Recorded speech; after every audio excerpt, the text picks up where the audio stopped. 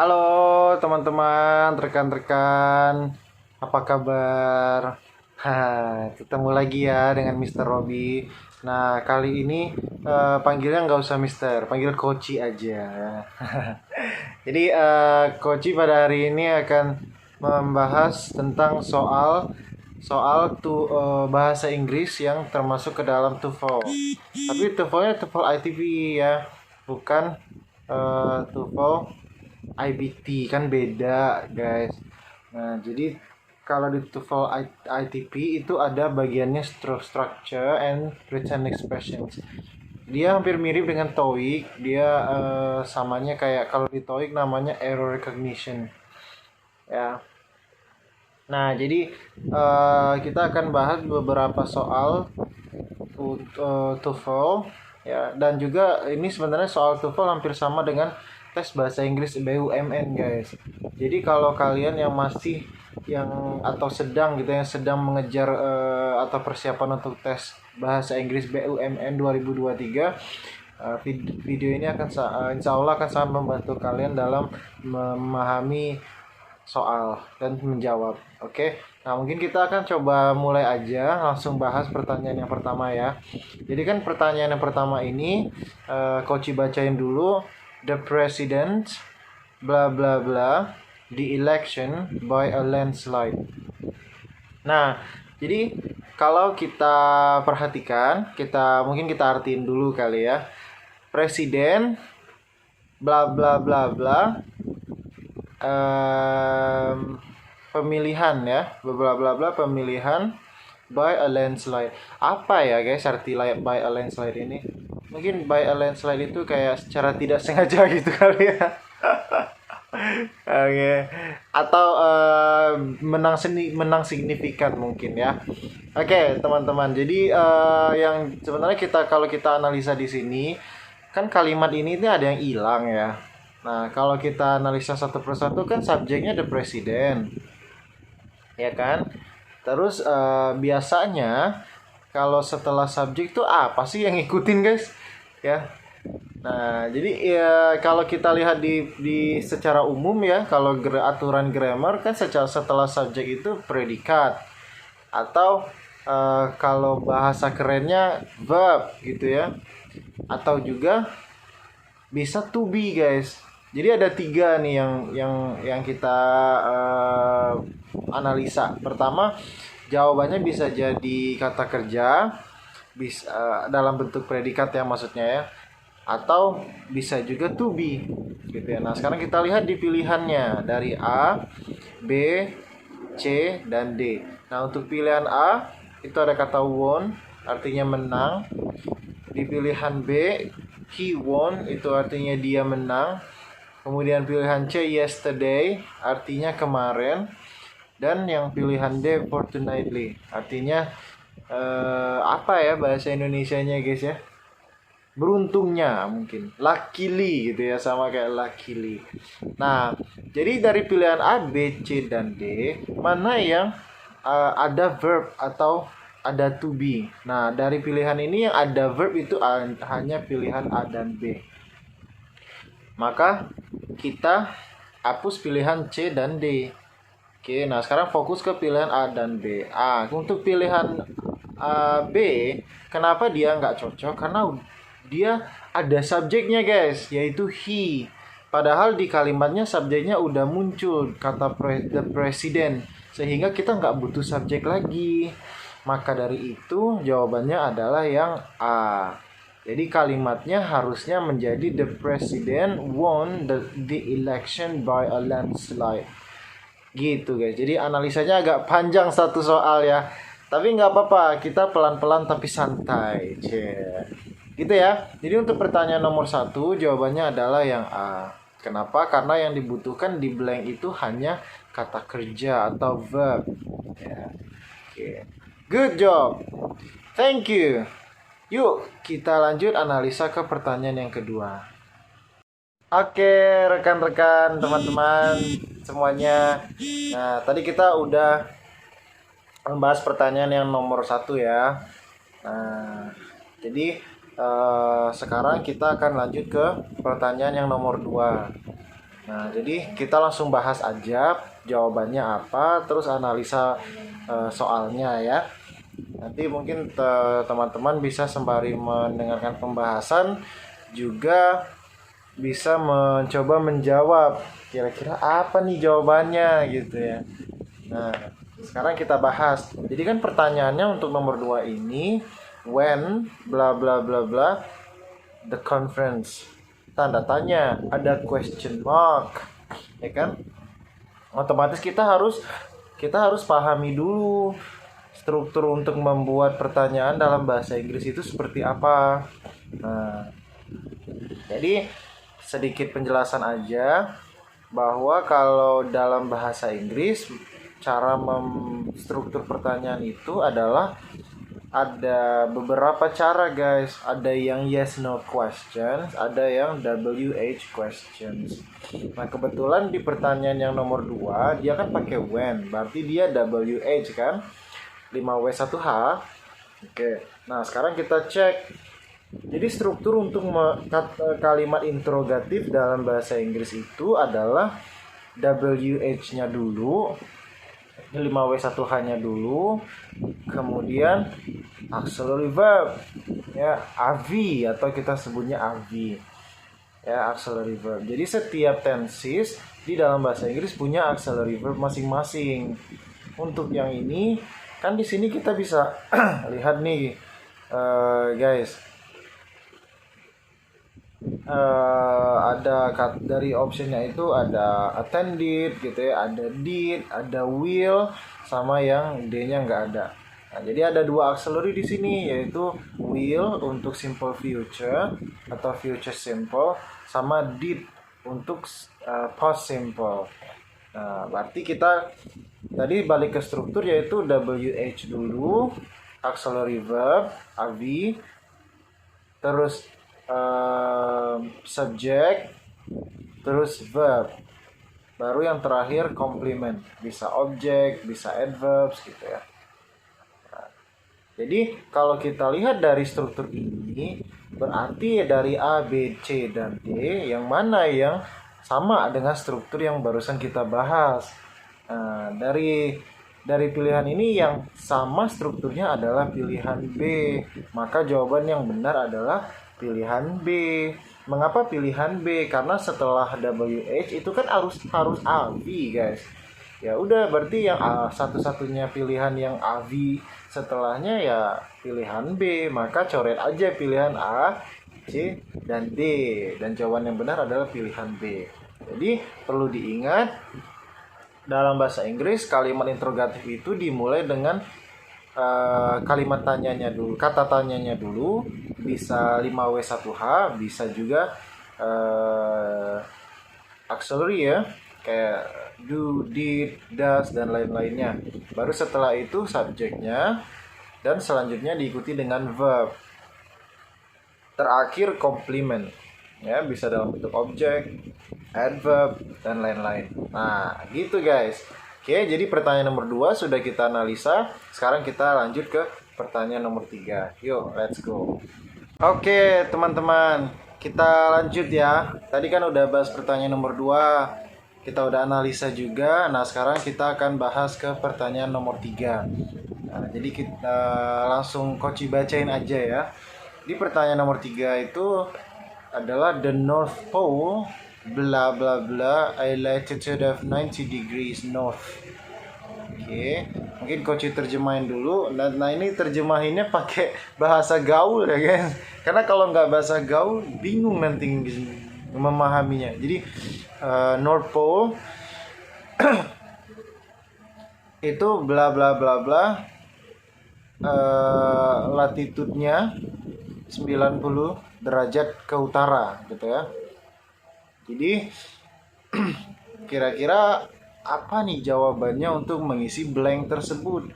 Di pilihannya ada A, has, B, is having, C, which is having, dan D, it has. Nah, sekarang kita bahas yang dibutuhkan di sini apa ya kira-kira ya? Nah, sebenarnya dari pertanyaan nomor 3 yang dibutuhkan kalimat ini adalah kata kerja atau verb. Kenapa? Sama seperti pertanyaan nomor 1 kayaknya. Setelah subjek itu biasanya verb gitu ya. Kalau nggak verb ya adverb. Ya kayak ya, tapi adverb yang li ya guys ya. Nah, jadi kita pilih aja dari pilihan A, B, C dan D yang mana yang merupakan verb atau kata kerja. Nah, dari pilihan tersebut ternyata yang memiliki kata kerja adalah pilihan A, B, C dan D. Jadi dari A, B, C dan D semuanya punya kata kerja guys, yaitu ada yang punya has, ada juga yang punya have. Sekarang pertanyaannya, bisa nggak coach itu dia pakai have? Nggak bisa. Kenapa? Karena kata kerja have itu untuk subjek jamak atau plural. Sehingga kita coret pilihan B dan pilihan C. Sekarang kita punya pilihan A dan pilihan D. Nah, dari pilihan A dan D, mana yang benar untuk mengisi blank di kalimat tersebut? Jawaban yang paling benar adalah, tar dulu, kita bahas dulu satu-satu. Kita ke D dulu guys ya. Jadi pilihan D itu it has. Nah, ini kurang tepat untuk mengisi blank di kalimat. Kenapa? Karena kan subjeknya udah ada, the North Pole. Jadi untuk apa kita punya subjek lagi? Gitu. Sehingga jawaban yang D kita coret, dan jawaban yang paling tepat adalah jawaban yang A, yaitu has. Kita hanya butuh verbnya aja untuk melengkapi kalimat ini ya. Subjeknya udah ada, jadi nggak perlu nambah lagi ya. Sehingga jawaban yang tepat adalah yang A. Nah, perlu juga diingat bahwa kata has itu atau kata kerja has itu untuk subjek tunggal ya. Jadi subjek jamaknya itu have, subjek tunggalnya has. Oke, jadi analisa untuk pertanyaan nomor 3 sudah selesai. Kita lanjut ke pertanyaan nomor 4 ya. Jadi untuk pertanyaan nomor 4, bla bla bla Greyhound, can achieve speeds up to 36 miles per hour. Jadi di sini apa yang dibutuhkan di blank gitu ya. Mungkin diterjemahkan dulu ya. Greyhound itu kayak spesial klasifikasi hewan. Nanti cek sendiri di Google bentuknya kayak gimana, nggak bisa dijelasin. Jadi hewan ini bisa mencapai kecepatan hingga 36 miles per jam gitu ya guys ya. 36 miles per jam, cepet banget ya, hampir sama kayak cheetah, tapi nggak secepat cheetah. Nah, kira-kira apa yang dibutuhkan di sini, Koci? Ya, kalau kita lihat dari pilihan A, B, C, dan D, ini ada kata ada kata the fastest, ada kata the fastest dog, sama ada the fastest dog the. Nah, ini yang seperti ini itu sangat simple jawabnya teman-teman. Biasanya kalau ada koma, dia akan ditemani koma lagi yang lain. Jadi dia koma titik koma kayak gini. Sehingga sebenarnya kalau dari trik yang Koci bilang, jawabannya pasti D. Ya, karena kenapa? Hanya jawaban D yang ada komanya. Ya. Nah, ini sebutannya apositif. Jadi apositif itu additional information in a sentence. Ada additional info di dalam suatu kalimat, namanya apositif. Ya. Nah, jadi the fastest dog, the greyhound. The greyhound itu merujuk kepada the fastest dog yang disebutin sebelumnya. Nah, coba kalau misalkan kita hapus the greyhound dari the fastest dog can achieve speeds up to 36 miles per hour, kalimatnya rancu. Kenapa rancu? Karena yang dijelaskan bukan the fastest dog, tapi the greyhound. Jadi sehingga the greyhound ini dibutuhkan. Memang maknanya rancu, tapi strukturnya oke. Ya, kayak misalnya kalau kita hapus kata the greyhound, kita pakai the fastest dog can achieve speeds up to 36 miles per hour. Secara structure fine, totally fine, tapi secara meaning dia nggak fine, karena the greyhound itu necessary di dalam kalimat ini guys, ya, sehingga tidak bisa dihapus.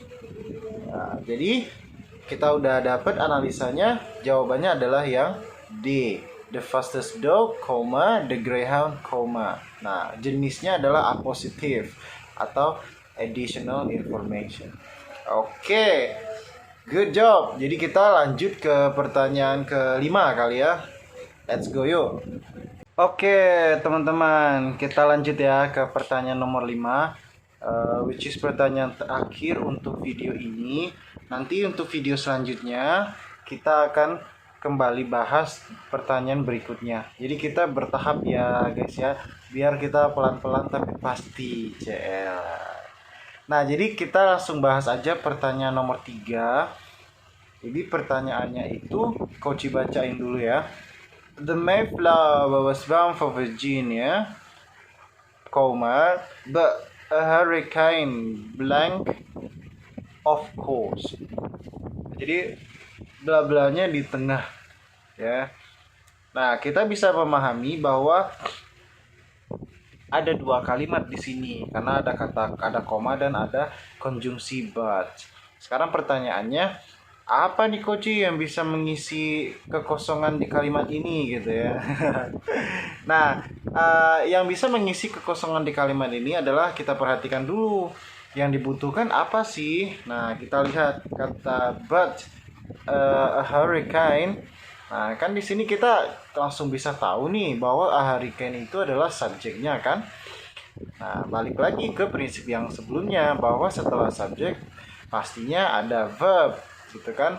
Maka cari aja langsung yang langsung verb ya, yang langsung verb, jangan yang lain-lain. Dari pilihan A, B, C dan D semuanya punya verb, tapi bentuknya beda. Ada blue, ada blow, ada blowing ya. Nah, sekarang yang dibutuhkan apa? Yang dibutuhkan di sini adalah kata kerja bentuk kedua atau verb to. Tahu dari mana Coach? Lihat di kalimat pertama, yaitu the Mayflower was bound. Jadi kata was itu adalah to be untuk simple past, maka kata kerjanya otomatis kata kerja kedua juga, sehingga kita harus hapus pilihan B dan pilihan D.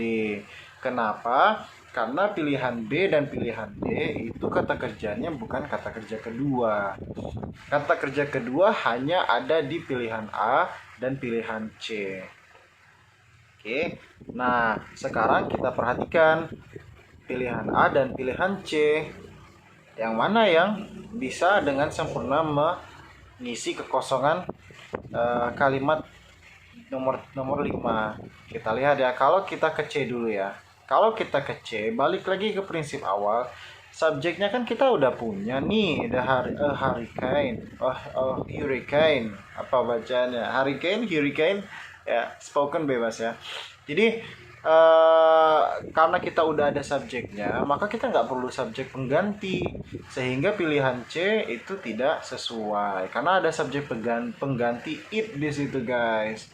Sehingga jawaban yang paling tepat adalah yang A, yaitu blew it. Kenapa? Karena kita hanya membutuhkan kata kerja. Ya, mungkin bisa ditambahkan dengan objeknya, yaitu dengan it gitu ya. It di sini mengacu ke the Mayflower ya. Sehingga yang paling sempurna adalah pilihan A dengan kata kerja dan ada objek komplementnya, yaitu referring to the Mayflower. Oke. Nah, jadi gitu ya. Simpelnya teman-teman, bahwa setelah subjek normalnya itu kata kerja. Ya, atau verb. Cari aja verb. Nentuinnya gimana Coach? Lihat kalimat sebelumnya atau lihat tahunnya gitu ya, atau lihat keterangannya untuk menentukan apakah dia present atau dia past atau dia future. Oke, gitu guys ya, simpelnya seperti itu. Jadi hari ini di video ini kita udah bahas 5 soal ya. dengan dan menganalisa di setiap pertanyaan, di setiap jawaban. Nah, semoga ini bisa membantu dan bermanfaat untuk kalian meningkatkan kemampuan grammarnya, terutama bagi teman-teman yang sedang berusaha untuk lolos exam atau persiapan ya. Oke, nah video ini sampai di sini dulu. Nanti di video berikutnya, Koci akan membahas pertanyaan yang berikutnya, terus juga menganalisanya dengan beberapa trik dan tips yang sudah kita lakukan. Oke, kalau gitu Koci pamit dulu. Next time, see you soon. Bye bye.